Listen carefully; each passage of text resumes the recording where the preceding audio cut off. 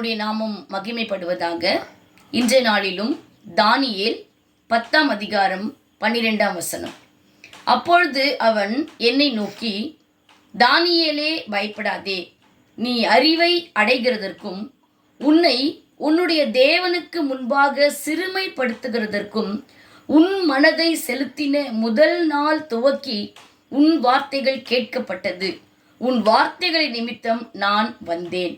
இந்த இடத்துல நம்ம வாசிக்கும் பொழுது தூதனானவன் தானியேலை நோக்கி பேசுகிற ஒரு உரையாடலைத்தான் நாம் வாசித்தோம். அவர் தானியேலை பார்த்து சொல்றார், தானியேலே, நீ பயப்படாதே, உன் வார்த்தைகள் கேட்கப்பட்டது, உன் வார்த்தைகளின் நிமித்தம் நான் வந்தேன் என்று இங்கே சொல்லப்பட்டிருக்கிறது.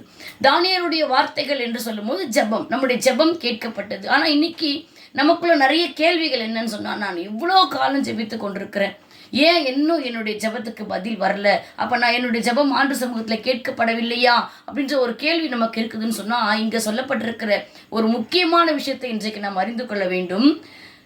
நீ அறிவை அடைகிறதற்கும், அதாவது ஆண்டவரை பற்றி அறிந்து கொள்வதற்கு, வேதத்தை தியானிப்பதற்கு, ஏன்னா வேதம் தான் நமக்கு அறிவை கொடுக்கும், வேதம் தான் நமக்கு ஞானத்தை போதிக்கும்.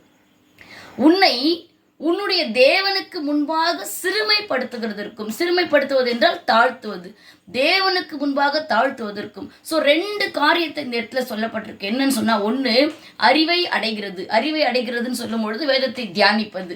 2வது தேவனுக்கு முன்பாக உன்னை சிறுமைப்படுத்துவது. அப்போ சிறுமைப்படுத்துவது என்று சொல்லும் போது நம்மை தாழ்த்துவது.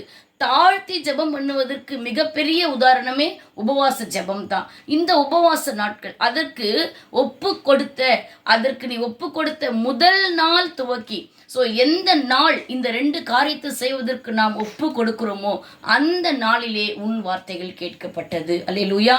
ஸோ இன்னைக்கு ஒருவேளை தொடர்ந்து நம்ம உபவாசித்து ஜெபித்து கொண்டிருக்கலாம். அநேக காலங்கள், அநேக ஆண்டுகள், அநேக மாதங்கள் சில காரியங்களுக்காக நம்ம ஆண்டவர்கிட்ட கேட்டுக்கொண்டிருக்கலாம். ஒருவேளை ஏன் எனக்கு இன்னும் பதில் வரவில்லை என்று சொன்னால், இந்த 2 காரியம் நம்மிடத்திலே குறைவுபட்டிருக்கலாம். இன்றைக்கு இந்த தானியேல் இடத்துல சொல்லப்பட்ட இந்த வார்த்தையின்படி அறிவை அடைகிறதற்கும் தேவனுக்கு முன்பாக சிறுமைப்படுத்துவதற்கும் நாம் இந்த நாளிலே நம்மை ஒப்பு கொடுக்கும் பொழுது, அந்த நாள் துவக்கி இதை கேட்கிற இந்த நாளிலே நீங்கள் ஒப்பு கொடுத்தீர்கள் என்றால், இந்த நாள் துவக்கி உங்களுடைய வார்த்தைகள், உங்களுடைய ஜெபங்கள், உங்களுடைய விண்ணப்பங்கள் தேவனுடைய சமூகத்திலே கேட்கப்படும்.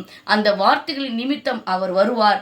அவர் வரும்பொழுது என்ன ஒரு வார்த்தை என்றால், ஏசாயா 65ஆம் அதிகாரத்தில் 24ஆம் வசனத்திலே, அப்பொழுது அவர்கள் கூப்பிடுகிறதற்கு முன்னே நான் மறு உத்தரவு கொடுப்பேன், அவர்கள் பேசும்போதே நான் கேட்பேன், பேசிக்கொண்டிருக்கும் பொழுதே, ஜெபித்து கொண்டிருக்கும் பொழுதே கேட்பேன் என்று சொன்ன கர்த்தர் இன்றைக்கு உன் வார்த்தைகளை நான் கேட்டேன், உன் வார்த்தைகள் நிமித்தம் வந்தேன், ஆகவே பயப்படாதே என்று சொல்லியிருக்கிறார். அவரை நோக்கி பார்த்து நாம் ஜெபிப்போம்.